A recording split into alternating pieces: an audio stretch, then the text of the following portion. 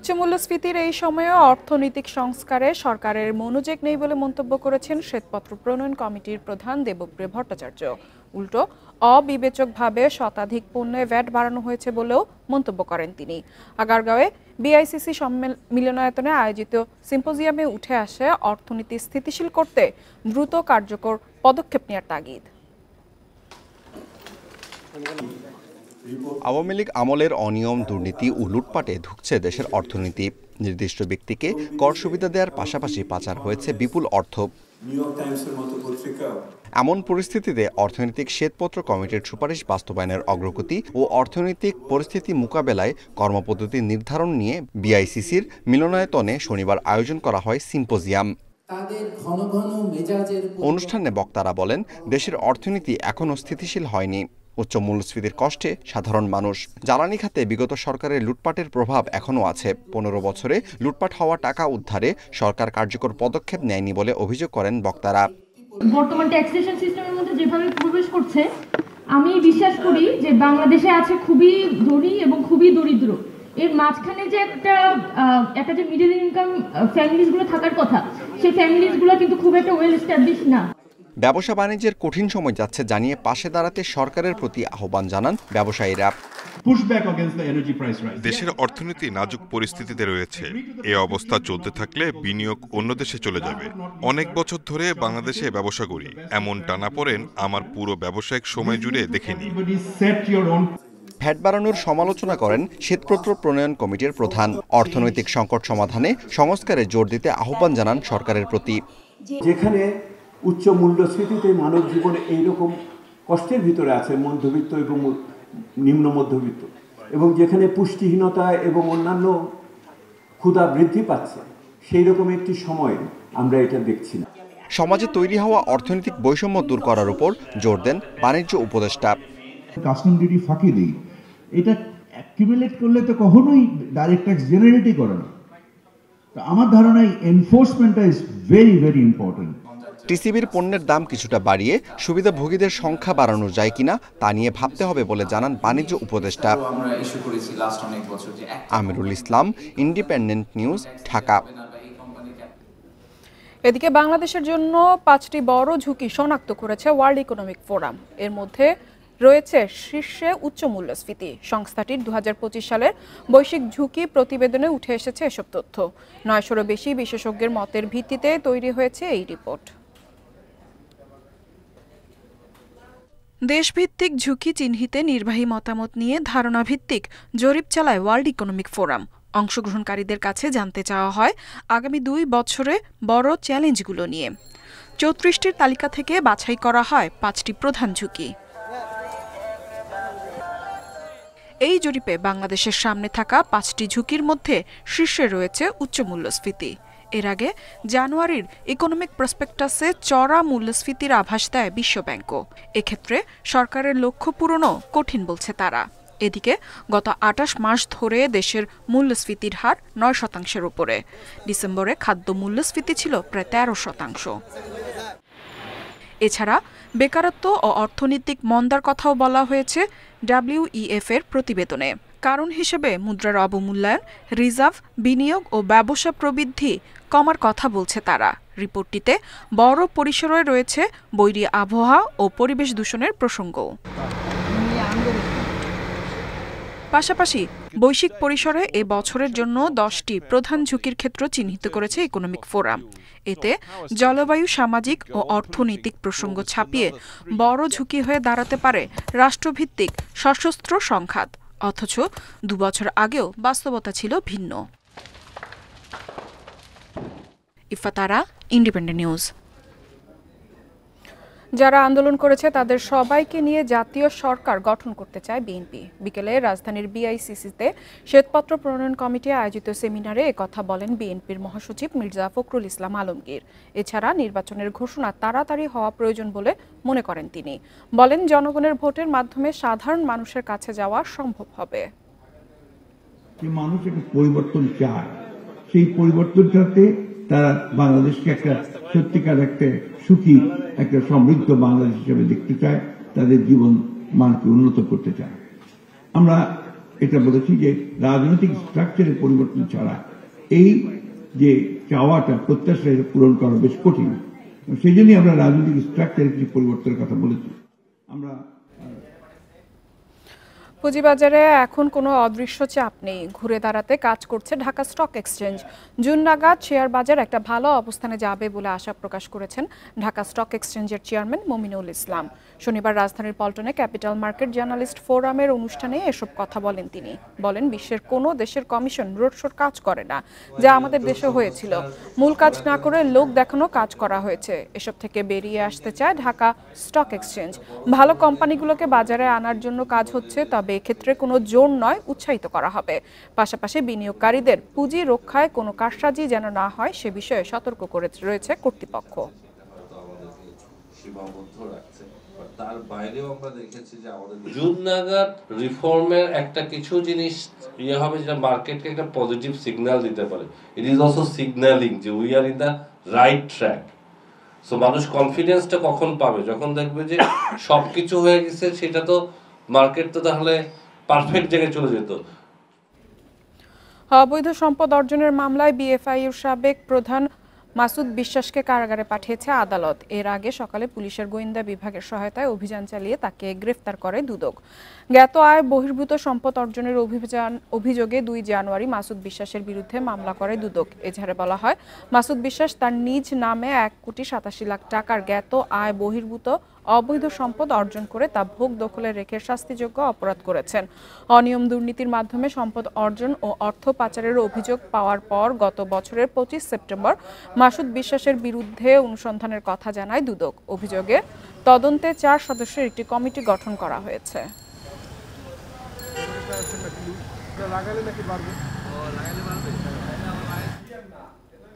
পুরোপুরি জমে উঠেছে ঢাকা আন্তর্জাতিক বাণিজ্য মেলা। মেলার মাঝামাঝি সময়ে এসে বিক্রি নিয়ে উচ্ছ্বসিত ব্যবসায়ীরা।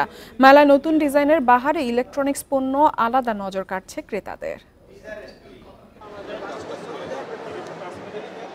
শীতাতপ নিয়ন্ত্রিত যন্ত্রে দেখা যাবে টেলিভিশন, ব্যবহার করা যাবে ইন্টারনেটও। শুধু এসি নয়, এমন সব সুবিধা পাওয়া যাবে ফ্রিজেও। আধুনিক এমন সব ইলেকট্রনিক্স পণ্য কেনা যাচ্ছে বাণিজ্য মেলায়। নতুন ডিজাইনের সাথে পণ্য কেনায় নগদ ছাড়ও পাচ্ছেন ক্রেতারা। তাই তো টিভি, ফ্রিজ সহ ইলেকট্রনিক্স পণ্যের এসব স্টলে ব্যাপক ভিড় সবার। যখন শোরুমে আসতো তখন আমরা দেখতে পারতাম না, এখন মেলায় আসছি, এই জিনিসটা আসছে, এখন কোম্পানি এটা নতুন করে তৈরি করে সাপ্লাই দিবে। যেগুলো আমরা বাহিরে আসলে সচরাচর পাই না, সেগুলো যদি আনা হয় আমার মনে হয় খুবই ভালো হবে। যেহেতু এই মেলাটাকে সবাই প্রেফার করে, বছরে একবারই হয়, তো একটু চেঞ্জ হওয়া উচিত। যত দিন যাচ্ছে মেলায় পণ্য বিক্রিও তত বাড়ছে। ক্রেতা আকর্ষণে কিস্তির সুবিধাসহ ফ্রি হোম ডেলিভারিও দিচ্ছে বিপণন প্রতিষ্ঠানগুলো। আলহামদুলিল্লাহ, আমাদের কাস্টমার রেসপন্স খুবই ভালো সাড়া পাচ্ছি। এছাড়া আমাদের এয়ার কন্ডিশনের পাশাপাশি আমাদের 32 ইঞ্চি এলইডি ডিসপ্লে সহ রেফ্রিজারেটর, এআই প্রযুক্তি সহ স্মার্ট প্রযুক্তির রেফ্রিজারেটর মার্কেটে নিয়ে এসেছি, যেগুলো আমরা প্রদর্শন করেছি। আলহামদুলিল্লাহ, গ্রাহক প্রচুর সাড়া পাচ্ছি। মেলায় স্টলগুলোর মধ্যে প্রক্রিয়াজাত খাবারের দোকানে ভিড় বেশি। কিছুটা কম দাম সহ ফ্রি অফার থাকায় বিক্রিও হচ্ছে প্রত্যাশা মতোই। Shahid Ahmed, independent news, Dhaka. রাজশাহী বিভাগে 5 বছরের মধ্যে সবচেয়ে কম আমন ধান সংগ্রহের সংখ্যা তৈরি হয়েছে। 1 মাসে লক্ষ্যমাত্রার 0.7% পূরণ করতে পেরেছে খাদ্য অধিদপ্তর। কৃষকরা বলছেন, বাজারে সরকারি দামের চেয়ে মন প্রতি 1 থেকে 200 টাকা বেশি পাচ্ছেন তারা। এই সংকট কাটাতে ক্রয় নীতি পরিবর্তনের তাগিদ দিয়েছেন বিশ্লেষকরা। রাজশাহী বিভাগে চলতি আমন মৌসুমে সরকারি ধান সংগ্রহে ভাটা পড়েছে। 2024-25 মৌসুমে সংগ্রহ হয়েছে লক্ষ্যমাত্রার মাত্র 0.7%। এর আগে 2020-21 মৌসুমে আমন ধান সংগ্রহ হয় লক্ষ্যমাত্রার 1.22%। পরের মৌসুমে হয় 12%। 2022-23 মৌসুমে সংগ্রহ হয় 0.15%। 2023-24 মৌসুমে যা 11%-এ পৌঁছায়। এবার ধানের মন প্রতি সরকারি দাম 1320 টাকা, অথচ বাজারে দাম পাওয়া যাচ্ছে 1500 থেকে 1600 টাকা। কৃষকরা বলছেন, খোলা বাজারে ধান বিক্রিতে ঝামেলাও কম। ধানের দাম বাইরে একটু বেশি, 100 টাকা 120 টাকা মনে বেশি, আর সরকার নিবে 1 মাস পর টাকা দিবে, তাও বুঝে যে 1320 টাকা মন। 1400 1500 টাকা দর ধান দিয়েছে, এটি তো লাভবান। আর সরকার তো কম রেটে ধান কিনছে। বিশ্লেষকরা বলছেন সরকারের ক্রয় নীতিতে বদল না আনলে সংকট কাটবে না। কৃষকের স্বার্থ বুঝেই নির্ধারণ করতে হবে দাম। সিজন শেষ হয়ে যাচ্ছে তখন বা শেষের দিকে এসে ধান কেনার চেষ্টা করে বা কিনে। এখানে এই গ্যাপটার কারণেই সরকারের প্রতি আগ্রহ, কৃষকদের ধান বিক্রি করে যে প্রপার মূল্যটা পাবে সেটা সরকারের কাছ থেকে না পাওয়ার কারণেই এই ঘটনাটা ঘটে। বাজার ও সরকারি দামের পার্থক্য কমাতে চেষ্টা চলছে বলে জানিয়েছেন খাদ্য অধিদপ্তরের কর্মকর্তারা। 10 থেকে 15 দিনের চালে আমরা রিসিভ করি, তো সেই ক্ষেত্রে তারা সরকারকে এই চালটা দিয়ে দিবে, এটাই তো নিয়ম। এটা সারা বিশ্বে আছে, এগুলো এই প্রক্রিয়ায় আছে। এখন আপনি যেটা বলছেন টোটাল প্রকিউরমেন্ট সিস্টেম নিয়ে সরকার চিন্তা ভাবনা করতেছে।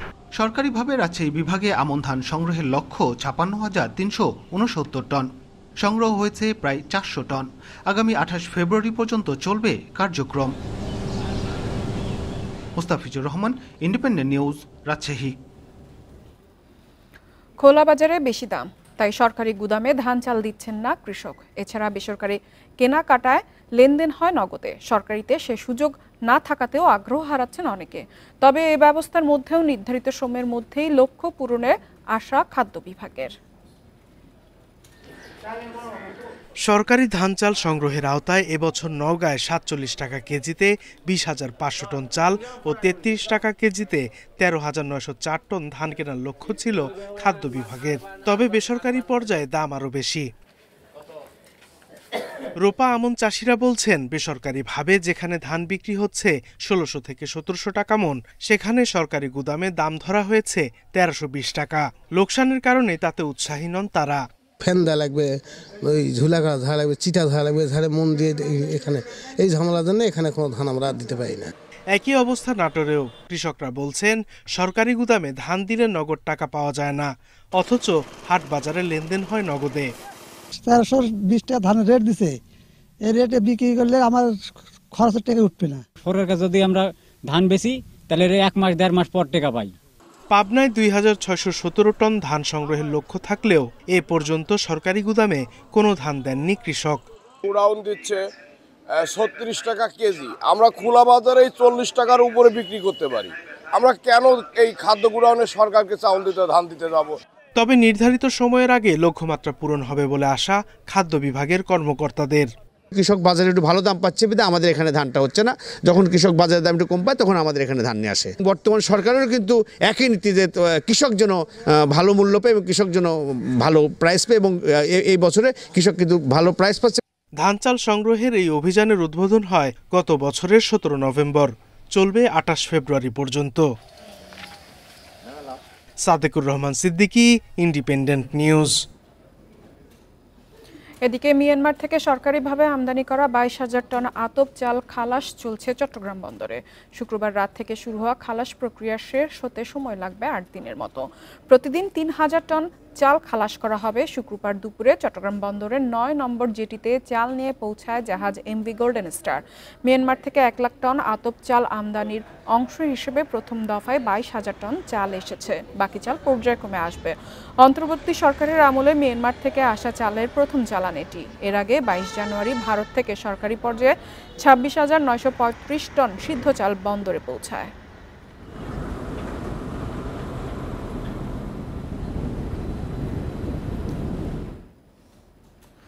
আবারও শুরু হয়েছে এলপি গ্যাসের সিলিন্ডার কেটে স্ক্র্যাপ লোহা হিসেবে রি-রোলিং মিলে বিক্রি। সম্প্রতি বাগেরহাটে 400-রও বেশি সিলিন্ডার আটকের পর সামনে এসেছে বিষয়টি। এতে গ্যাস বিপণনে বিপর্যয়ের শঙ্কা করছেন সংশ্লিষ্টরা। এছাড়া আইন অনুযায়ী সিলিন্ডার কাটা নিষিদ্ধ। বাজার দখলে নিতে অস্বাভাবিক কম দামে ডিলারদের সিলিন্ডার দিচ্ছে কিছু এলপি গ্যাস বোতলজাতকারী প্রতিষ্ঠান। আর এ সুযোগেই কিছু অসাধু ডিলার ভালো সিলিন্ডারকেই স্ক্র্যাপ বানিয়ে বিক্রি করছে রি-রোলিং মিলে।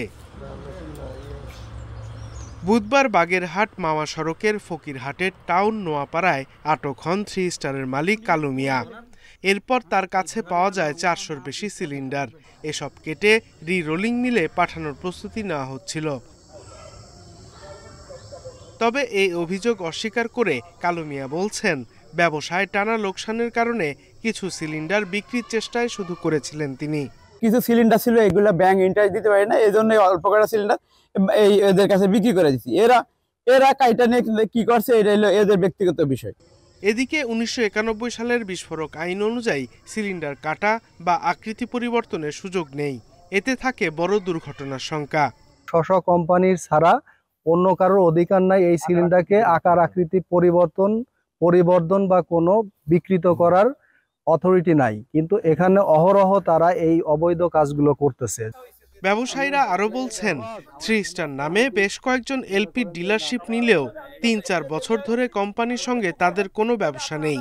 রিসেন্টলি লোহার একটা মূল্য বৃদ্ধি পাইছে, আমার সিলিন্ডারটা ওয়েটটা ভালো এবং ওয়েট বেশি, যার কারণে এটা বিক্রি করে কিছু লাভবান হওয়া যায়, যার কারণে আমার সিলিন্ডারকে বেছে নিয়ে আমার সিলিন্ডারকে এইভাবে স্ক্র্যাপিং করে বিভিন্ন রিডোলিং মিল সব বিভিন্ন স্ক্র্যাপিং জায়গায় মানে পয়েন্টে পাঠিয়ে দেওয়া হচ্ছে। এদিকে সিলিন্ডার কেটে স্ক্র্যাপ হিসেবে বিক্রির অভিযোগে নজরদারি বাড়ানোর কথা জানিয়েছে পুলিশ। এই ঘটনা এই যত এলপিজি আবার কোনো সিলিন্ডার আর নতুন করে এখানে কেউ কাটতে পারবে এটা আবার আমি আশা করছি সেটা আর সেই সুযোগ কেউ পাবে না, এটা আমাদের নজরদারির ভিতরে থাকবে সবসময়। বাগেরহাটে আগেও চট্টগ্রাম কুমিল্লায় এভাবে সিলিন্ডার কাটার ঘটনায় মামলা নিয়েছে পুলিশ। আর এই ছিল অর্থনীতি সারাদিনের আজকের আয়োজনে। ইন্ডিপেন্ডেন্ট টেলিভিশনের সব খবর আরও জানতে চোখ রাখুন ফেসবুক, ইউটিউব এবং এক্সে। আমন্ত্রণ আমাদের পরবর্তী সংবাদ।